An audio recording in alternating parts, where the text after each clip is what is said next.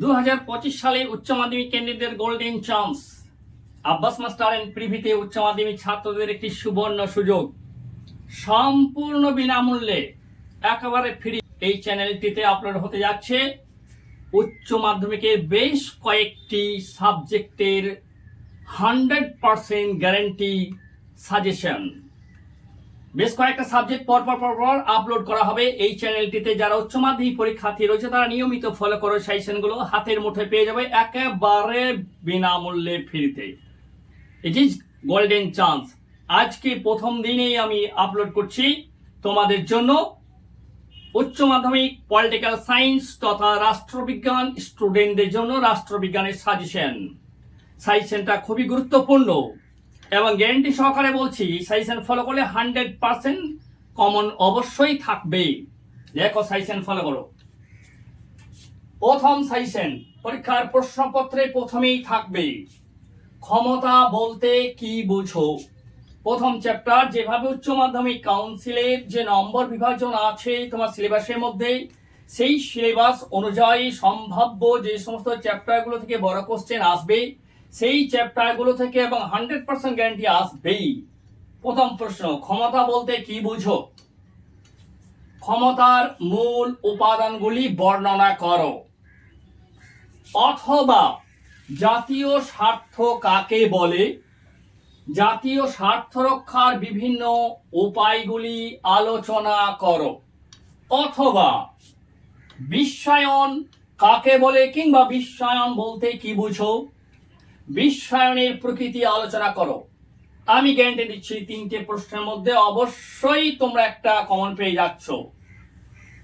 দ্বিতীয় প্রশ্ন, উদারনীতিবাদ কাকে বলে? অথবা উদারনীতিবাদ বলতে কি বুঝো? তার সঙ্গে উদারনীতিবাদের বৈশিষ্ট্যগুলি আলোচনা করো। খুব গুরুত্বপূর্ণ কোশ্চেন। অথবা এই প্রশ্নটির একটি অথবা থাকবে গান্ধীজির সত্যাগ্রহ সম্পর্কে ধারণার উপর একটি টিকা লেখো। গান্ধীজির সত্যাগ্রহ ধারণার উপর একটি টিকা লেখো। মজার ব্যাপার, এই দুটি কোশ্চেন অথবা সহকারে থাকতে পারে কিংবা কোশ্চেনটি কম্পালসারিও আসতে পারে। কম্পালসারি এলে পরে বেশিরভাগ গুরুত্বপূর্ণ উদারনীতিবাদ কাকে বলে, উদারনীতিবাদের বৈশিষ্ট্যগুলি আলোচনা করো। প্রথম প্রশ্নের তিনটি অথবা ছিল, কিন্তু এখানে ম্যাজিক ব্যাপার, দুটি প্রশ্ন করলেই আমি গ্যারান্টি দিচ্ছি একটা অবশ্যই কমন পাবে। 3 নাম্বার, এক কক্ষ বিশিষ্ট আইনসভার সপক্ষে ও বিপক্ষে যুক্তি দাও। এই প্রশ্নটা একটু ঘুরে ফিরেও আসতে পারে। এক কক্ষ বিশিষ্ট পরিবর্তে কথাটা দ্বিকক্ষ বিশিষ্ট আইনসভার বিপক্ষে সপক্ষে যুক্তি দাও। উত্তরটা কিন্তু সেম, প্রায় একই। এটাও কিন্তু গ্যারান্টেড প্রশ্ন।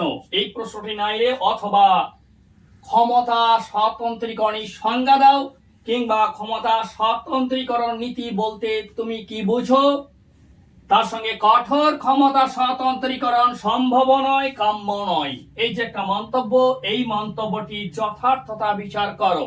প্রশ্নটি ঘুরিয়েও আসতে পারে এইরকম যে ক্ষমতা স্বতন্ত্রীকরণ নীতির সংজ্ঞা দাও, ক্ষমতা স্বতন্ত্রীকরণ নীতির সপক্ষে বিপক্ষে যুক্তি দাও। একই প্রশ্ন, একই অ্যান্সার হবে। এখানে কিন্তু দুটির মধ্যে একটা কমন পাওয়া সম্ভাবনা খুব বেশি বা পাবেই বলতে পারি। 4 নাম্বার গুরুত্বপূর্ণ কোশ্চেন, খুবই গুরুত্বপূর্ণ কোশ্চেন, ভারতের রাষ্ট্রপতির ক্ষমতা ও কার্যাবলী আলোচনা করো। Most of the important question.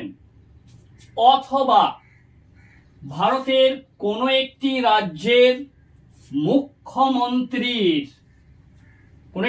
মুখ্যমন্ত্রীর ক্ষমতা ও পদমর্যাদা আলোচনা করো। Most important number of question. 5 number, ভারতীয় পার্লামেন্টের গঠন ক্ষমতা ও কার্যাবলী আলোচনা করো। এটাও কিন্তু খুব গুরুত্বপূর্ণ কোশ্চেন।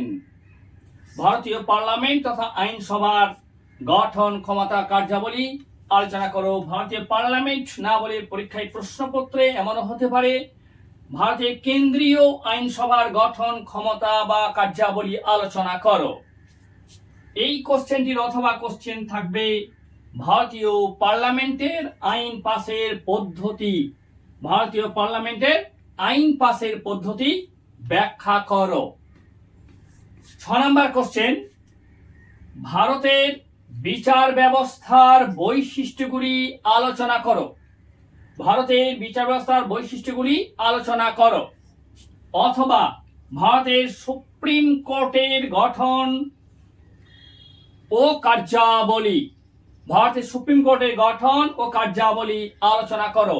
এই কোশ্চেনটি আরেকটি। অথবা ক্রেতা সুরক্ষা, আদালতের উপর একটি সংক্ষিপ্ত টিকা লেখো। এখন এই যে 6টা ফিগার সাজেশন দেওয়া হলো তোমাদের পরীক্ষায় 5x8 5টি প্রশ্নের উত্তর করতে হবে। আমি গ্যারান্টি দিচ্ছি এই 6টা মডেলের মধ্যে 5টি মডেল তোমরা অবশ্যই কমন পেয়ে যাবে, এটা 100% গ্যারান্টি। 3 নাম্বার কোশ্চেনে 3টে অপশন দেওয়া আছে অথবা করে।